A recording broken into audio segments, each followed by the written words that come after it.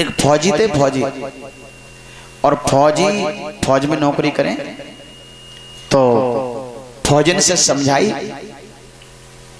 ऐसा है मैं तो जा रहा हूं और मेरी अकेली माँ है, इनकी मन लगा के आप सेवा करना, क्योंकि सास से बढ़ के कोई देवी नहीं है।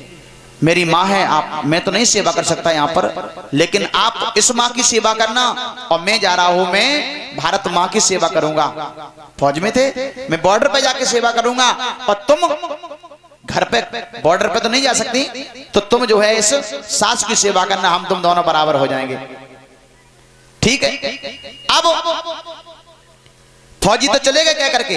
अब फौजन ने 2-4 दिन तो प्रमोद रोटी दई, अच्छे ढंग से दई, कपड़ा साफ करे, खूब रोटी दई, लेकिन 2-4 दिन के बाद धीरे धीरे धीरे धीरे कम करती गई। अब तो रोटी दे वो कम कर दी, कपड़े उन्हें साफ करें, उनके स्नान उन्हें कराएं, बुजुर्ग शरीर, तो जब स्नान कराओगे कपड़े गंदे होंगे तो बदबू भी आएगी। अब वो फौजन को इतनी बड़ी एलर्जी हो गई कि अपने सास के ढिगा बैठने से एलर्जी, बुढ़िया इतनी गंदी, हम इसके पास नहीं बैठेंगे। और खाना भी बना दें तो मालूम, एक दिन वो आ गया कि उनके खाए हुए बर्तन साफ करने पे मजबूर हो गई फौजन कि इनके बर्तन इतने गंदे रहती हैं, इनके बर्तन कौन साफ करेगा। तो उन्होंने मालूम क्या काम किया, परिचित जी, कुम्हार के घर पे गई और वहां से डबुआ ले आई, भाई मिट्टी के डबुआ आते हैं ना, हाँ, मार्केट से मंगा रही पत्तलें। अब फौजन इतनी तेज, अपनी लिप लिप कम न हो जाए,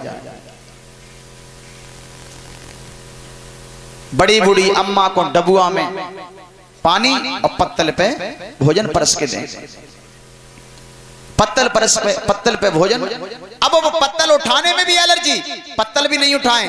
अब बड़ी बूढ़ी अम्मा बेचारी उठो बैठो जाए ना, सो एक हाथ से डबुआ पत्तल सरकाए के कोने में इकट्ठी डालती गई, इकट्ठी करती गई, और कम से कम 1-2 महीना निकल गए, 1-2 महीना निकल गए। फौजी आए छुट्टी, उन्होंने जैसे घर में प्रवेश किया तो क्या देखा कि एक तरफ कोने में डबुआ पत्तलें काफी इकट्ठी हो चुकी। तो उन्होंने ये सोचा कि मुझे लग रहा है कि मेरी पत्नी ने कोई घर पे कोई कार्यक्रम किया होगा दावत का, इसलिए ये डबुआ पत्तलें सारे कोने में इकट्ठी पड़ी। चलो कोई बात नहीं, अब हम आ गए तो हम डलवा देंगे, लेकिन इन्होंने बताया नहीं मुझे। अब पत्नी से पूछा, ये बताओ ये डबुआ पत्तलें कोने में कैसे इकट्ठी हैं, कौन सा फंक्शन किया था आपने। फौजन बोली, फंक्शन कुछ नहीं किया, ये तुम्हारी अम्मा ने ढेर माता खाए खाए के चटकी जाए हमारी अम्मा ने, हाँ ये डबुआ पत्तलन पे। फौजी की पैरे तले जमीन खिसक गई, अपने यहाँ बर्तनों की कमी है क्या, और मेरी माँ इतने गंदे वस्त्रों में रह रही हैं, और आप, मैंने तुमसे क्या कहा था। फौजी ने बोली, कई सौ बाद में कहते रही हो, पहले जब पत्तलें उठाओ यहां से और बाहर डाल के आओ, इतनी बदबू आ रही है। फौजी का दिमाग खिसक गया, उन्होंने क्या काम किया, छत पे चढ़ के गए और अपना बड़ोआ बक्सा लाए, उतार के बक्सा, बा में जो सामान हतो सब निकाले रख दो, बक्सा उतार के ले आए और एक बाल्टी में पानी भर के लाए। आराम से बैठ गए पत्तलों के पास और धोए धोए के डबुआ और पत्तलें भाई बक्सा में रखनी प्रारंभ कर दी। फौजी ने डबुआ पत्तलें धो जाए और उसमें रखे बक्सा में। फौजी ने बोली, हमें लग रही कि फौज में रह के तुम्हारा दिमाग बिल्कुल खराब होगा, तुम्हारा दिमाग खराब हो गया। अब बता जी कितने गंदे संदे डबुआ और पत्तल तुम जाओ में अच्छे बक्सा में रख रहे। फौजी बोले, तुम्हें नहीं मालूम हम काहे रख रहे बक्सा में, हम इसलिए रख रहे हैं कि अबे तो अपने गांव को कुम्हार जिंदा है तो वो डबुआ बनाए रहो,